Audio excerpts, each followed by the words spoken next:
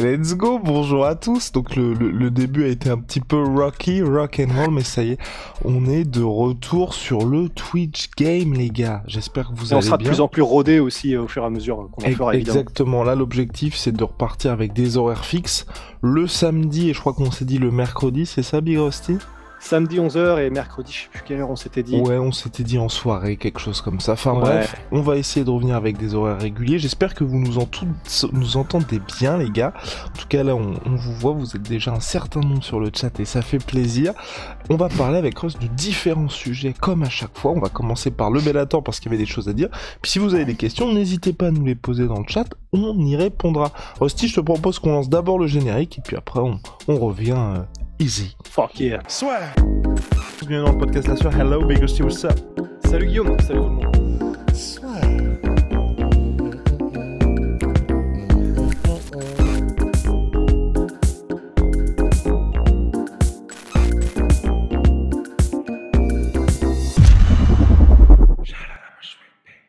And we're back. Alors, Rusty, hier, il y avait donc le Bellator Dublin, il y avait Conor McGregor qui était présent dans la salle et surtout, Gegard Mousasi a confirmé tout simplement le fait qu'il était le meilleur middleweight au Bellator. Clairement, il n'y a pas eu photo face à Monsieur Van Zandt. Ouais, c'est ça, parce que du coup, c'est Monsieur Vanderford Austin, qui est donc le petit ami de Paige Van Zandt. C'est jusqu'à maintenant, c'est plutôt pour ça qu'il était connu, mais il est aussi un excellent combattant. Il était à 11-0 avant de rencontrer le Dreamcatcher, l'attrapeur de rêve, l'attrape-rêve. Donc Gegard Mousasi, qui effectivement, en gros, c'est un gars, il a 36 ans. Il a toujours été, parce qu'il a été à l'UFC, il a toujours été un peu courtisé par Dana White, et donc à un moment donné, il est allé à l'UFC. Il a eu de très bons résultats, mais il a aussi eu quelques défaites. Mais par contre, en dehors de l'UFC, bah, en gros, personne ne peut le tester, quoi. Enfin, disons, c'est bizarre de dire ça parce que, genre, il a perdu son combat contre Rafael Lovato Jr. et c'est comme ça qu'il a perdu son titre middleweight du Bellator. Tu vois, il a eu quelques défaites. Mais en fait, c'est Gegard Décision Mousasi. majoritaire. Décision Ouais. majoritaire. Parce que sinon, il est sur un run, c'est monstrueux. Hein. Le mec, il a 7 défaites en carrière. Mais à part Rafael Lovato, après, on pourrait peut-être dire que c'est une légende aussi, c'est que contre des très très grands noms. Et puis en plus de ça, il y a un truc qui est incroyable avec Gegard Mousasi, c'est que c'est tout un personnage. Il faut vraiment se dire que là, déjà, si vous pouvez remater le Bellator, juste retournez-y, mais ne rematez pas que le combat. Matez aussi genre l'avant-combat, donc c'est-à-dire déjà l'entrée, parce que déjà les gars, il est rentré sur Sweet Caroline, donc en Irlande, à Dublin. Ambiance de ouf, parce qu'il le savait, parce qu'il probablement qu'il kiffe la musique, mais il savait que ça allait allumer complètement la foule. Donc il arrive sur Sweet Caroline, tout le monde est déchaîné. Il enlève sa casquette, il enlève son t-shirt. Il faut vraiment se dire que Gard Moussassi, c'est comme Fedor. D'ailleurs, ils étaient très potes, ils sont toujours peut-être très potes d'ailleurs. C'est un gars, tu as vraiment l'impression qu'il va acheter sa côtelette de porc chez le boucher, sauf qu'en fait, bah, il va se combattre dans une cage, quoi. Il va combattre dans une cage. Il arrive, il enlève sa casquette, il est complètement décoiffé, il s'en bat les couilles, en gros, et il est arrivé et il a fait ce qu'il fait de mieux, c'est-à-dire il a littéralement démantelé Austin Vanderford. C'est-à-dire que bon, c'était pas le même niveau debout, c'est-à-dire que Vanderford clairement était beaucoup beaucoup moins poli et il a essayé de placer, il n'avait pas beaucoup d'angles, il a essayé de placer des crochets larges à un moment donné et de mixer ça avec des takedowns, mais les crochets larges n'ont jamais touché. Guerrero Moussassi a fait beaucoup de directs en combinaison et donc généralement c'est ce qu'on dit, tu vois, si tu veux prendre de vitesse et battre ton adversaire qui met des crochets, ben, généralement les coups directs sont plus rapides. C'est ce qu'il a fait, il a sonné Vanderford, il a arrêté son takedown très facilement, grosse prole sa mère. Et en gros, bah voilà, je sais plus en combien de temps, je crois que c'était 2 minutes ou 60, enfin un truc comme ça. Et vraiment, sans aucune difficulté, il a arrêté Vanderford. Et juste après, en gros, il était tellement peu préoccupé que tu as vraiment l'impression qu'à la seconde où le combat se termine, il lève le bras. Et il était déjà en train de s'amuser avec la foule. Genre, il est monté sur la cage comme ça, il regardait les gens en souriant. Vraiment, mais tu as l'impression que le dernier truc, enfin, le truc le moins important de la soirée pour lui, c'était le combat. En fait, il était juste venu pour kiffer, il était venu pour s'amuser un petit peu avec la foule et machin. C'est Gegard Moussassi, en fait. C'est vraiment, il est tellement bon, mais il est connu pour être un petit peu genre, parfois il s'ennuie, en fait. Parfois même dans des combats, même à l'UFC, en gros, il n'était pas motivé dans son camp d'entraînement, il n'était pas motivé, et du coup, il combat beaucoup moins bien. Gegard Moussassi, c'est extraordinaire, en fait.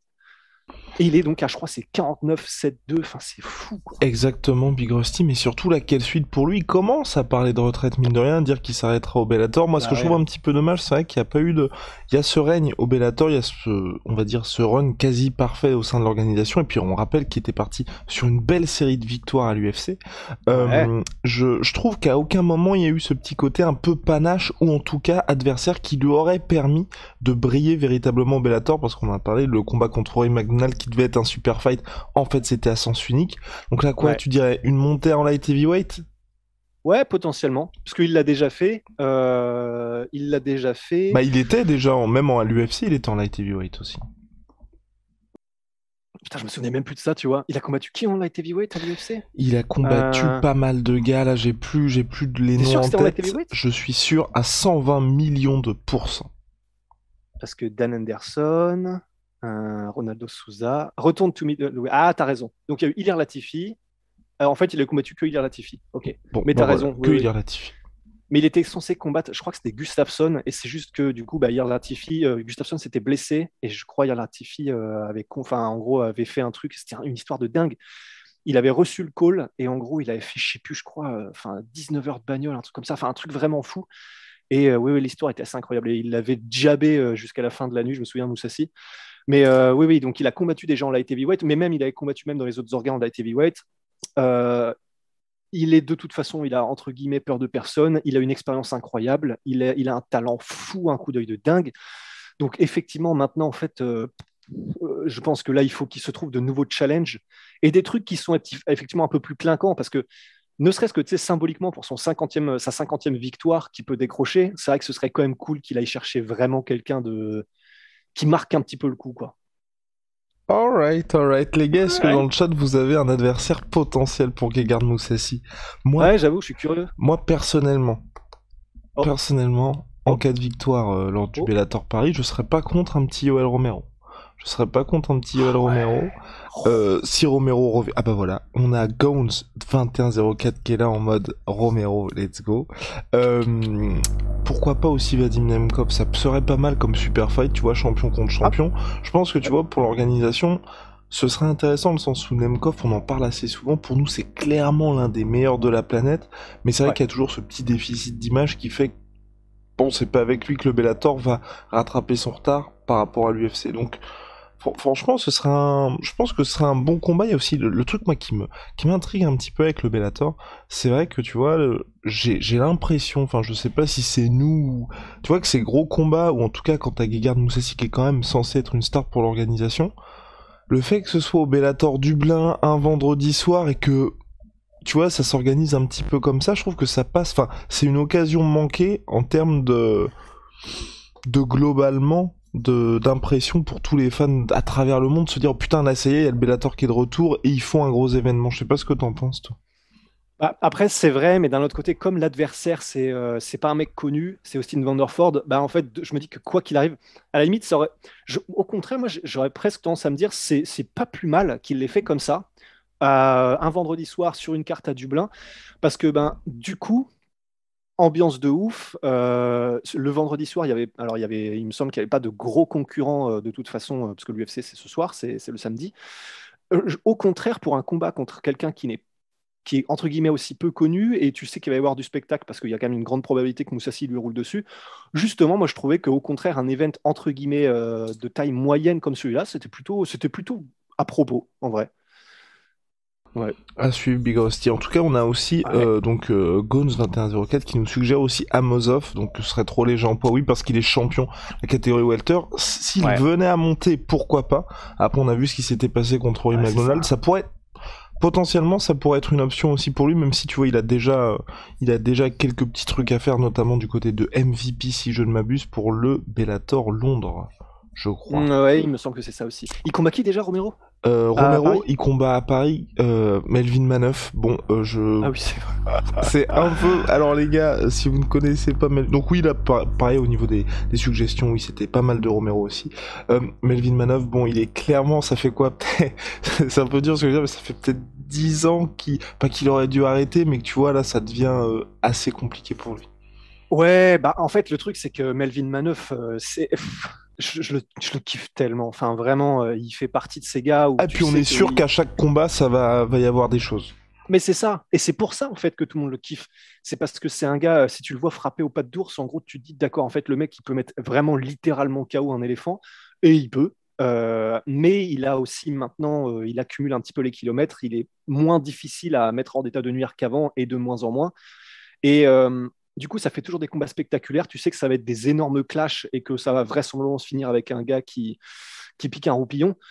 Mais en termes de challenge, euh, pour un Romero qui, en plus, je pense, bah, Melvin Manœuf, alors il a Mais combattu un peu dans Rust, toutes les mais un catégories. Romero qui a vraiment besoin de victoire là, hein. Je sais pas ce que vous en pensez vous dans Normal, le chat, ouais. mais pour moi il faut qu'il ouvre les compteurs. Ça fait hyper longtemps qu'il a pas gagné. Ah, je suis d'accord. Là en plus je trouve que pour Paris c'est un beau cadeau parce que selon toute vraisemblance, et il faut que ça se termine par un chaos de l'espace. Et qui d'autre que Melvin Manœuf peut proposer ça, tu vois? Bon, Là, c'est clair. on sait qu'il va être au contact, on sait qu'il va apporter un petit peu la guerre à Yoel Romero, tu vois qu'il va pas... Enfin, au moins avec Melvin Manœuf, t'es sûr qu'on n'aura pas un combat soporifique de Romero, il va rien se Ouais. passer parce qu'il ira Enfin, chercher le touche du combat. bois, hein. Il Ouais, ira en fait, c'est chercher le ça. combat, je pense. Et puis, ouais, déjà, premièrement, mais parce que, et c'est ça qui est génial justement avec Melvin Manœuf, et là, c'est là où le Bellator s'y trompe pas, c'est que il est incapable de faire des combats ennuyeux, en fait, Melvin Manœuf. Il est, comme il dit dans un de ses highlights que j'adore, tu vois, je crois que c'est I'm built for this shit. En gros, je suis fait pour cette merde, mais quand il dit cette merde, il parle de genre des explosions de puissance qui font que forcément, il y en a un qui, à un moment donné, voilà, va finir aux urgences. Et le truc, c'est que comme il est pas connu du tout pour sa lutte et son sol, enfin autant dire, je pense que vraiment il y va à reculons dès qu'il faut travailler ces domaines-là. Bah, c'est clair que si ça reste debout, ce sera clairement un feu d'artifice. Et si Romero décide d'aller au sol, bah, je vois mal Manœuf, tu sais, réussir à tenir plus de 2 minutes sans soit se prendre un ground and pound, mais tu sais, genre pilonnage, soit une soumission. Donc là, c'est clair, le Bellator, ils savent, à moins vraiment qu'on se trompe, mais je serais tellement surpris, enfin vraiment. Mais là, c'est sûr et certain que ça se finit en finition. C'est ça qui est bien. On a Nemrod qui a un petit peu taquin. Romero est sur la pente descendante, c'est presque équilibré. Oh, je Bah, sais pas. En fait, après, pour ouais, Romero, il c'est est quand même bizarre. plus massif aussi. Il est plus massif et c'est.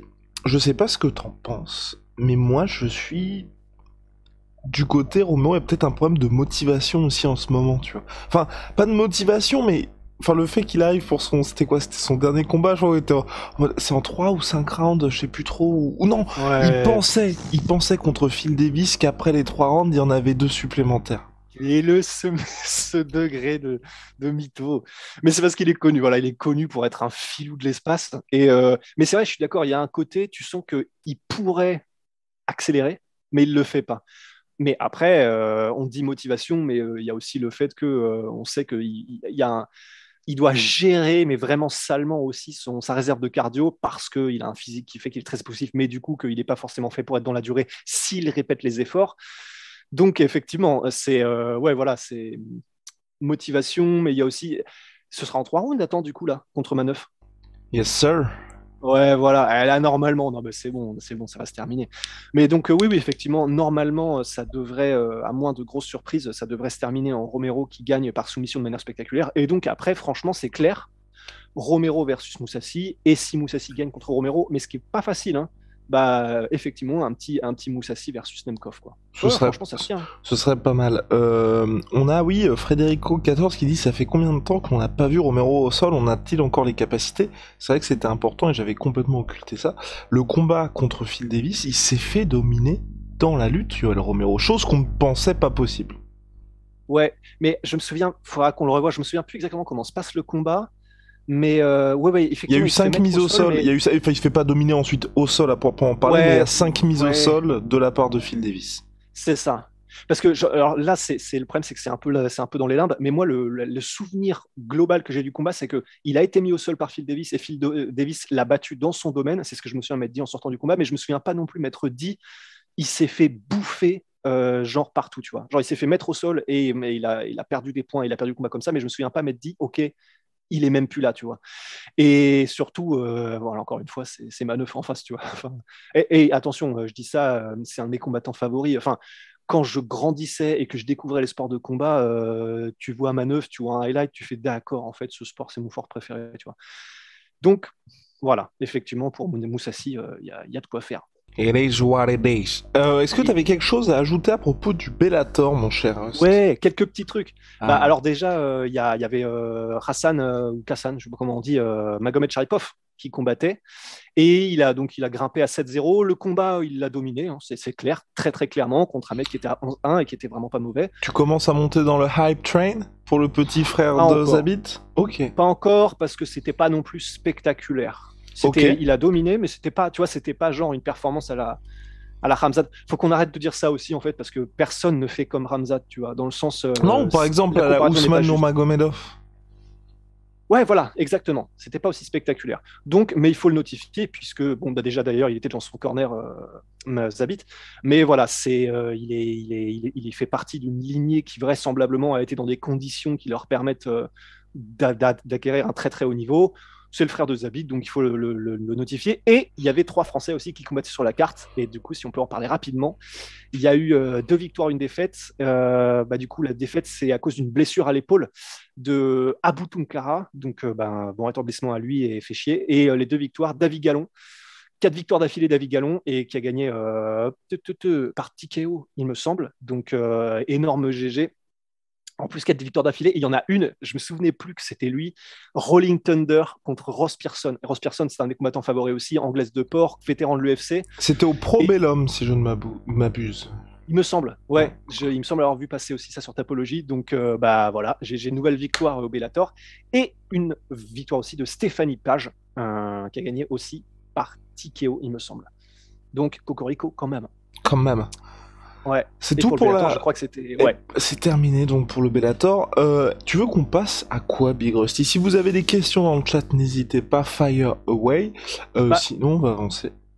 Limite, moi, je serais chaud juste pour vite fait, parce que comme là, probablement qu'on va peut-être parler un petit peu de l'UFC de ce soir, voilà, juste quand même renotifier le fait que il y a Terence McKinney contre Faresiam, puisqu'on est dans les Cocorico. Mais oui, en gros, Et, qu'on explique aussi, petit disclaimer, parce que c'est vrai que peut-être que les gens ne voient pas l'envers du décor. Alors, notre superbe équipe social media devrait s'occuper de faire monter la hype pour le combat de ce soir. Il y a aussi, nous d'habitude, on fait les podcasts justement autour de Faresiam. On l'avait fait juste avant que le combat soit décalé pour Fares contre Terence McKinney. Donc forcément, on s'est dit on allait dire exactement la même chose. Pour Fares, on a fait l'interview aussi d'avant-combat. Puis pour faire le point un petit peu sur son changement de management, c'était le 20 janvier dernier, donc elle est dispo sur la chaîne YouTube et sur toutes les plateformes de podcast. D'ailleurs, n'hésitez pas à mettre les 5 étoiles si vous nous écoutez sur Apple Podcast ou Spotify. Donc voilà, donc c'est pour ça qu'on s'était dit qu'on allait en parler après le combat, et puis on profite de ce petit live pour faire un petit peu le point sur Fares.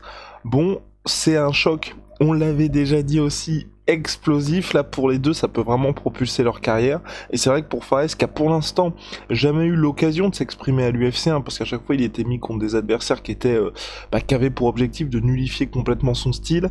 Là, ça peut d'un côté comme de l'autre d'ailleurs, ça peut se terminer par un sale chaos, mais on sait qu'on va avoir un combat explosif et que le vainqueur, je pense en tout cas c'est ce que l'UFC se dit, va un peu faire le tour de la planète en termes de highlight avec ce combat-là, et ça va pouvoir lancer sa carrière, sachant que Terence McKinney, on le rappelle, record du KO le plus rapide de l'histoire de la catégorie lightweight. Ah oui, et puis Terence McKinney, je me suis amusé du coup tout à l'heure à aller revoir un petit peu, parce que c'est connu pour être monsieur premier round, parce qu'en fait, toutes ses victoires, c'est un truc de dingue. Il est à 11-3 en carrière. 10-3 ou 11-3, c'est pas grave, j'ai ma page d'ouverte. Terence McKinney, il est à 11-3, c'est ça. Et en gros, je me suis allé, donc c'est que des KO au premier round. 4 KO parmi ceux-là en moins de 20 secondes, 2 KO en moins de 60 secondes et 5 KO en moins de 3 minutes. Que des KO au premier round. Et en plus, il y en a un en amateur qui est encore une fois en 15 secondes. C'est du délire, Terence McKinney. Et c'est génial parce que déjà, premièrement, ça veut dire que là, pendant le camp d'entraînement, probablement que Fares, qui lui aussi, ce qu'il kiffe le plus au monde, c'est le striking.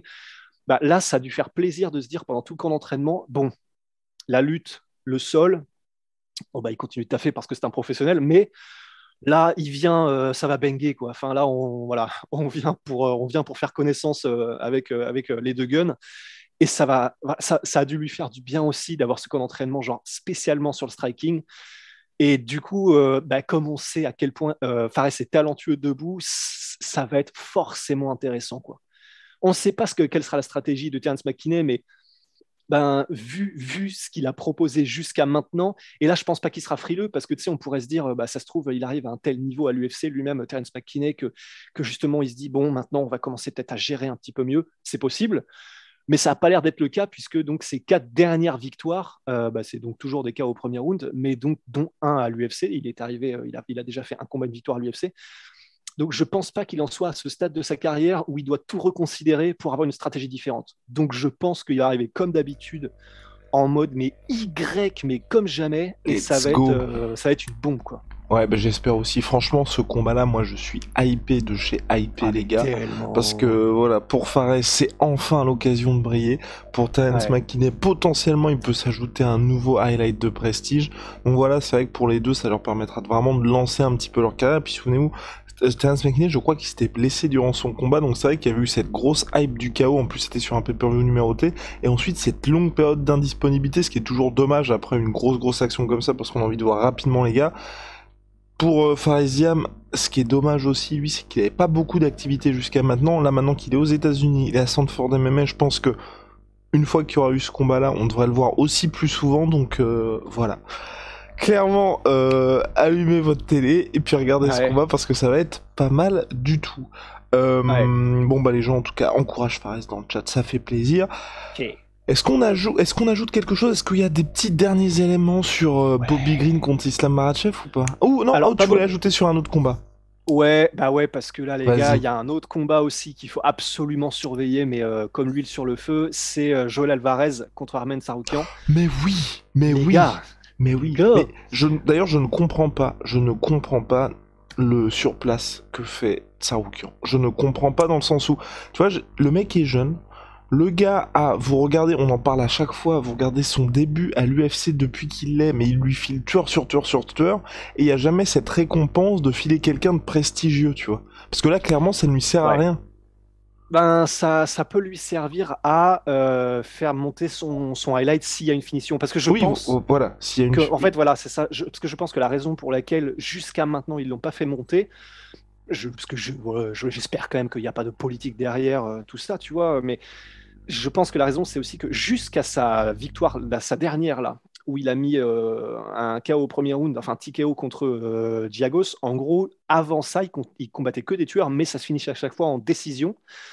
Et je pense que là, du coup, vu qu'il a commencé à mettre des finitions à l'UFC, parce qu'en gros, du coup, c'était sa première victoire par finish à l'UFC. C'était son 5e combat. Et donc maintenant, je pense que l'UFC, ça y a un œil devant. Ils sont en mode, d'accord, ok, c'est bon, il vient de finir son premier gars. Ok, il a 25 ans. En plus, on rappelle quand même que un des 2 seuls combats qu'il a perdu en carrière, le premier, c'était il y a 7 ans, un truc comme ça, pour son 2e combat pro. La seule défaite qu'il a à l'UFC, c'est Islam Makhachev. Et dans un combat on le rappelle parce qu'on l'utilise très souvent ce combat, si même nous qui ne sommes pas des spécialistes du grappling, c'est magnifique et somptueux ce qu'ils ont fait comme combat ce jour-là. Et Islam a gagné, mais c'était disputé, quoi. Et donc, je pense que là, contre Joel Alvarez, qui est lui aussi un énorme prospect, là, je pense que l'UFC se dit bon, déjà, on va séparer un peu le grain de livret entre ces deux potentiels bangers, ces 2 très très jeunes prospects. Et si Armen Tsarukyan arrive à battre Joel Alvarez et à le battre de manière spectaculaire, là, je pense qu'ils se disent ok, maintenant c'est bon, c'est tamponné et on peut avancer, tu vois. Je pense, hein. Parce que Joel Alvarez, c'est pareil. Big Rusty, je me permets de te couper parce qu'on a des très bonnes remarques dans le chat. Redrum07 qui dit effectivement, et j'avais oublié ça, mais je crois qu'on était présent en plus, c'était peut-être sur la Fight Island, c'est que Tsarukyan avait raté une pesée, et je crois que même que le combat avait été annulé. Annulé ou repoussé. Ouais, parce qu'il avait raté une pesée, ouais. Et donc c'est peut-être une punition. Très certainement du côté de l'UFC. On a su une remarque de Nono247. Ça va être quelque chose. C'est un prospect vraiment de gros calibre, comme vous dites. Par rapport à Islam, il n'a pas eu le combat à la hauteur de son niveau. C'est bien dommage. Ah, effectivement. C'était contre Matt Frevola, apparemment. Oui, ouais, exact, ouais, Matt Frevola, ouais. Qui donc s'est fait mettre KO par Terence McKinney. C'est lui qui a été à la réception du KO le plus rapide de l'histoire de la catégorie lightweight. D'accord, ok. Et effectivement, disons, ça dépend, c'est à géométrie variable de si selon est-ce que tu as un profil dont l'UFC est plus, comment dire, plus potentiellement capable de laisser couler si tu fais des petites bêtises. Donc évidemment, hein, l'exemple le plus connu, c'est Conor, il peut faire à peu près ce qu'il veut. Mais bah, effectivement, ils peuvent aussi, à des moments, l'UFC, quand tu rates des pesées, te taper sur les doigts en mode. Alors par contre, tu es un professionnel, ça ne se fait pas. Et quand tu n'es pas connu, ça peut effectivement, ça peut jouer sur disons, la frilosité ou non de l'UFC à donner des combats de plus en plus de haut profil. C'est vrai, c'est vrai. En Et tout cas, Joel Alvarez, voilà. du coup, Ouais, vas-y. pour Ouais. finir dessus, lui aussi, il a sur 4 finishes d'affilée quand même, Ah, hein. mais c'est clair. C'est... C'est clair. Après, bon, ce qui est un petit peu tendu avec Joel Alvarez, c'est. Moi, ce que je trouve. Enfin, je ne suis pas vraiment favorable à ce combat, à ce moment-là de leur carrière, parce que là, Joel Alvarez, il risque de se prendre un. Enfin, clairement, de Sarouki en termes de sol et de ce qu'il apporte, c'est l'un des meilleurs de la catégorie, tout simplement. Ouais, Et ouais. pour Joel Alvarez, il a jamais affronté quelqu'un de ce calibre-là. Et donc, Et bah, de ce calibre, bah, il a affronté Joe Duffy quand même, hein, et oui, mais Thiago Moises. C'est pas d'accord, mais quand même, oui, tu vois, oui, non, non, oui, non, dans je le te sens, rejoins. il a affronté Joe Duffy, qui quand même, bah, c'est quand même un combattant de classe A, tu Bah, vois. il Enfin, a envoyé Joe Duffy à la retraite d'ailleurs. ah ouais, c'était son dernier Ouais, combat. c'était son dernier combat, ouais. Damn. Effectivement, la vache. Ouais, mais d'ailleurs, je suis en train de regarder Et aussi il que avait pas du Alvarez a tout eu l'occasion de lui-même. s'exprimer, Joe Duffy. Il avait réussi à le prendre directement, là, le sécher d'un coup. Donc, Ouais. Et il ouais, non, non, a Joel Alvarez, impressionnant. impressionnant, mais je vois aussi que lui-même, il a raté 2 fois ces 2 derniers combats, il a raté la pesée lui-même, hein. Et si j'en crois Wikipédia, il a même raté une fois contre Julio César Alves lors de l'AFL. Donc il est connu aussi pour ça. Et donc, vu qu'on en parlait pour Armen Sariokian, bah, je pense que l'UFC, de la même manière avec Joel Alvarez, il doit être en mode, bon, par contre, oui, c'est bien d'avoir 4-0 sur tes 4 derniers combats et d'avoir des finitions, mais il y a quand même cet astérisque de, bah, si le mec n'est pas capable de faire le poids, c'est quand même problématique, quoi. D'ailleurs, il l'a fait là, le poids ou pas, hier? Let's Je check. crois. Ah, on a une question. Alors, Nono 247, je n'ai pas compris. Les gars, un petit mot quand même pour le main event de la semaine prochaine. Petit exclu, le G comme avec Fernand. Haha, je ne comprends pas. Est-ce que. Alors, Nono, n'hésite pas à le dire en chat. Est-ce que tu fais référence à l'UFC? Est-ce que tu parles d'Ares? N'hésite pas à expliquer. En tout cas, pour le main event de la semaine prochaine, ne vous inquiétez pas, c'est dans le four, on vous prépare quelques petits trucs, on vous prépare des choses pour l'avant-combat, on va faire une très très grosse preview avec Chris, et on va ensuite, le soir de l'événement, être plus présent que jamais normalement, donc voilà, on devrait très bien couvrir ça. Rusty, est-ce que tu as quelque chose à ajouter Non, sur ce c'est choc-là? bon. Et il a Et fait le poids. Et il a fait voilà, le poids. très bien. Et puis donc pour Bobby Green, donc je reviens un petit peu, Bon ben, Bobby. Oui, donc ouais, non, Masvidal Colby, t'inquiète pas, Nono, on va en parler. oh, t'inquiète pas. T'inquiète pas, ça va bien se passer. Alors, on avait une question sur Bobby Green, donc de l'empalogène. Oh là là là là là Oh, là. Bravo, bravo, bravo. Bonjour, si Bobby Green gagne ce soir, qu'est-ce qu'il attend à l'avenir? Entre parenthèses, title shot. Perso, ce serait trop drôle, mais ça n'arrivera pas. bah bon, hey, c'est le MMA. On n'en Non, sait non, mais rien. quand je dis que ça n'arrivera pas, Mais je pense que même ah, qu'il s'il a le gagne, title shot. je saurais même s'il gagne, il n'a pas le title shot. Ah oui, non, non, non, non, non, non, c'est sûr. Parce que, enfin, ce qui serait, c'est terrible parce que pourtant, il est quoi? Il est quatrième du coup maintenant, Makhachev? Number 5. Five. Il est cinquième mondial, donc c'est théoriquement, on pourrait faire l'argument que bah, si tu bats Makhachev, tu pourrais 4, prétendre au title pardon, shot. autant pour moi, Rust. 4. Ah, C'est donc Michael d'autant Chandler qui plus. est 5ème. Et, mais du coup, ben, le truc, c'est que comme avant Makhachev, bah, du coup, il venait de combattre, comment dire, Yaquinta. Oui, non, qui vient-il de battre? Bobby Green. Purée, trop de mémoire. Et oui, Akparast. Mais après ça, voilà, après son Akparast, KO je me suis mis d'Aquinta en mute, désolé. et après, voilà, après son KO contre Aquinta et mes démonstrations magnifiques, magiques, somptueuses contre Akparast, bah, le truc, c'est que même s'il bat Makhachev, je pense que même si là, vraiment, c'est ce qui se fait de plus chaud. Là, en ce moment, dans la catégorie lightweight, Bobby Green, et tout le monde est d'accord, hein, c'est vraiment, là, il est brûlant, quoi. et tout le monde est en mode ça fait plaisir de l'énergie qu'il apporte, ça fait plaisir la hype qu'il apporte, et on est tous d'accord, ça fait trop plaisir. Mais je pense que quand même, malgré tout, dans l'esprit des fans, il y aura quand même une étape supplémentaire à valider, genre un autre top 5 ou un autre top 10 pour être sûr quand même de valider. Parce que je crois que Akparast, il était pas dans le top 10, il me semble, et je suis même pas sûr qu'il était dans le top 15 No quand Rush Bobby Team. Green l'a Non, affronté. non, Ouais, non, il voilà. était même pas. Donc pour un title shot, tu vois, surtout en lightweight, quand même, ce serait peut-être un petit peu mieux d'affronter encore au moins un top 5. Bon bah voilà, est-ce qu'on a fait le tour, Big Rusty? Là, je pense qu'on a fait le tour, on a été exhaustif sur la question. Ouais, il y a eu la pesée, il y a eu le face-off, il y a eu les pesées et le face-off, donc le face-à-face là entre Makhachev et Bobby Green, voilà, Ouais. ils ont gardé la même énergie et ça fait plaisir, Ouais. quoi. Il y a Nono de 4-7 Guillaume, toujours green pour le prono plus que jamais, les gars. Ce soir, la terre va trembler à Las Vegas, Nevada, l'UFC Apex. Uppercut de Bobby Green, victoire par KO. Voilà, n'hésitez pas. S'il faut mettre la maison, là, s'il faut mettre toutes vos économies PEL, Faites confiance. c'est Ouais. maintenant. Non, blague à part. Personnellement, je suis pas chaud pour. Enfin, c'est un pronostic clairement là un petit peu pour aller contre ce qui se dit en grande majorité.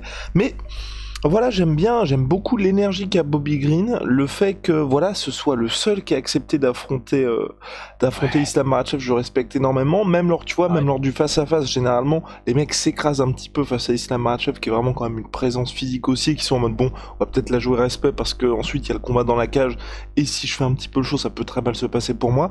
Là, il est resté fidèle à lui-même en mode bon bah clairement, tu vas voir demain, il va se passer ce qui va se passer, et je respecte énormément ça. Je pense qu'avec tu vois, le fait qu'il ait connu, enfin, qu'il ait eu autant de défaites en carrière, aussi un run aussi long à l'UFC, il sait exactement quoi faire pour, je pense qu'il est en mode c'est 50-50, enfin même 30-70 contre Islam Makhachev, mais je pense qu'il sait exactement quoi faire pour réussir à le battre, tu vois. Et donc il va jouer crânement sa chance, et s'il y a bien un mec qui peut y aller à fond avec ses armes, c'est lui, et c'est ce qui fait que je mets une petite pièce sur Bobby Green par rapport à ça, même si bon, logiquement, Islam Makhachev devrait s'imposer. Voilà.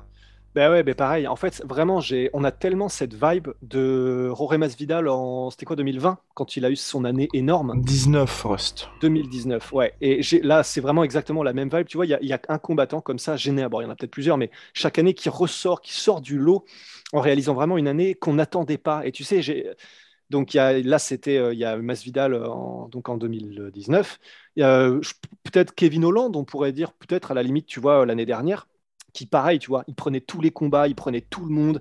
Il a. En 2020, Kevin Holland, où il fait son 5-0. L'année dernière, il a perdu tous ses combats. Ouais, mais il a pris. C'est pas l'année dernière où justement il a pris aussi en short Derek notice Bronson, Vettori. Vettori. Ouais. Donc chaud, mais ouais, voilà, donc c'était en tout cas en 2020. Mais tu vois, là j'ai le même ressenti avec Bobby Green, tu vois. C'est un gars qui a un petit peu roulé sa bosse. Bon, même si oui, bon, c'était un peu différent pour Kevin Holland parce qu'il est encore très jeune, mais Bobby Green, comme Masvidal, il avait roulé sa bosse déjà. Quelqu'un de très expérimenté qui a toujours été sur le circuit. D'ailleurs, c'est un truc qu'il a dit en interview, tu vois. Ça, il disait en interview, ça me fait un peu bizarre, tu vois, de voir des gens qui maintenant que je croise depuis tout le temps, ils m'ont jamais rien demandé, ils m'ont jamais calculé. Et là, parce que du coup, je commence à faire des trucs de fou, en gros, ils viennent me demander des photos en mode on est trop fan de ce que tu fais. Et il est en mode, tu vois, ça te fait garder un peu une humilité, tu vois. Mais voilà, j'ai le même ressenti dans le sens, il joue, mais à fond cette espèce d'ouverture qu'il a là. Parce que aussi, il y a le fait que, entre guillemets, il sait qu'il n'y en aura peut-être pas d'autres, tu vois. Il sait que là, c'est le moment de maximiser à mort sur, je sais pas, tout ce qu'il peut renégocier, ce qu'il peut gagner en termes médiatiques, ce qu'il peut gagner en termes, ouais, juste de, comment dire, là, il va avoir son premier main event, quoi, mine de rien. Donc, il joue tout tellement parfaitement et il a, entre guillemets, la bouche pour aller avec, parce que c'est somptueux ce qu'il fait dans la cage, mais quand tu as en plus la capacité d'avoir t'as une bonne répartie, que tu peux punchliner, que tu es authentique, c'est tout ça qui fait que ça marche en même temps. C'est ce qui a fait que ça marchait pour Masvidal, c'est ce qui a fait que ça marchait pour Kevin Holland, et c'est ce qui fait que ça marche pour lui, et ça fait plaisir de ouf, quoi. Mais ce que tu as dit aussi est vrai, c'est même là pendant la pesée, même si c'est un catchweight, parce que c'est Bobby Green qui pouvait pas cutter le poids autant, 2 semaines après, déjà 2 semaines là, après. 2 semaines après, mais rien que là, alors qu'ils sont au catchweight à 160 livres, déjà là, je trouve même maintenant qu'il est déjà plus massif Makhachev. Et même si dans la théorie, c'est Bobby Green qui a demandé un catchweight, donc un poids en entre-deux, je pense que dans la cage, Makhachev sera énorme comparé à Bobby Green, je pense. Énorme et sec. Bien, les gars, on a fait le tour. On est complet sur ce Bellator UFC La France. On se retrouve très très vite, de toute façon, vous le savez, pour nouvelles aventures. Voilà, c'était notre premier, en tout cas notre grand retour sur Twitch. On vous promet, on va faire du mieux qu'on peut pour être bien plus actif sur la plateforme, parce que c'est vrai que c'est cool de pouvoir échanger avec vous, et puis surtout qu'à chaque fois, vous avez des superbes remarques, mine de rien. Eh oui, là, c'est une discussion, nous tous, c'est trop cool, tu vois. Voilà, donc on essaie aussi d'en faire monter dans le Discord. Enfin voilà, vous le savez, ça nécessite un petit peu d'organisation, mais on y travaille en tout cas. Voilà, vous savez, la rediffusion sera disponible sur les plateformes Apple Podcast, Google Podcast et j'en passe. On mettra peut-être des petits extraits sur la chaîne secondaire, donc c'est là sur Clips sur YouTube. Big Rusty, on se retrouve ce soir pour l'UFC. D'ici là, excellent week-end, parce que Big Rusty est en Bretagne, donc si vous le voyez, n'hésitez pas à lui dire bonjour. Voilà. D'ailleurs, il y a quelqu'un qui t'a apostrophé dans le chat. C'était quelqu'un qui s'était blessé, qui était avec toi à l'entraînement ce jeudi. Mais oui. Voilà. Oui, putain. Et il te souhaite, il te passe le bonjour. Donc là, il est là. Donc là, il est sur le chat. Il est sur le chat, oui. Il a dit, je suis le gars blessé, oui. J'espère que tout va bien pour toi. Donc il s'appelle Liv91. Oui, on a parlé, grave, on a eu une discussion et tout, on a parlé un petit peu de ce qui lui est arrivé, parce qu'en gros, c'est un gars qui a passé du temps en fauteuil roulant à cause d'un genou qui s'était flingué, et il avait des histoires trop stylées, tu vois, et en gros, il avait réussi à se sortir de cette situation, il était revenu, en gros, parce que son amour, c'est la boxe thaï, c'est le MMA, il était revenu, et il avait pu s'en donner à cœur joie et faire ce qu'il aime le plus au monde, et là, il s'est reblessé. Il s'est reblessé il n'y a pas longtemps, donc il a quelque chose au genou et il peut plus s'entraîner comme il le voulait. Mais voilà, bon, il était dégoûté, mais voilà, c'est comme Minotaur au garage. Je sais qu'en plus, c'est ce qu'on s'était dit à ce moment-là.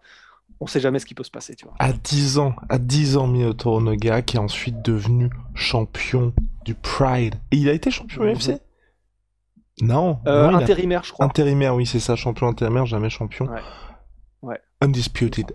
Allez, à plus les gars, merci beaucoup pour votre soutien, vous le savez, Big shout out my sweet pea, my sweet protein, moins 38% sur tout my protein avec le code la sueur, Venom sponsor de UFC, sponsor de la sueur, et surtout, le booster est sorti, donc ça c'est notre tout dernier savon. Onae, c'est un banger les gars. Franchement, bientôt, on va peut-être même vous faire une vidéo dédiée à ça. Taurine, caféine, guarana, poivre noir. Je ne sais pas si vous vous rendez compte des ingrédients. C'est presque trop à manipuler en un seul. Ah mais c'est dangereux même, c'est dangereux. Vous le regardez un petit peu trop fixement, vos yeux se mettent à pleurer les gars. Bref, c'est la folie. En tout cas, on est très content de l'avoir mis au plan. D'ailleurs, merci infiniment à Ben qui. Ben, il est pas humain de toute façon. Voilà. Ça sert à rien de le remercier. Il est même pas. Il vit pas avec nous sur cette planète en temps normal. C'est bien vrai, c'est bien vrai. Allez, à plus l'équipe.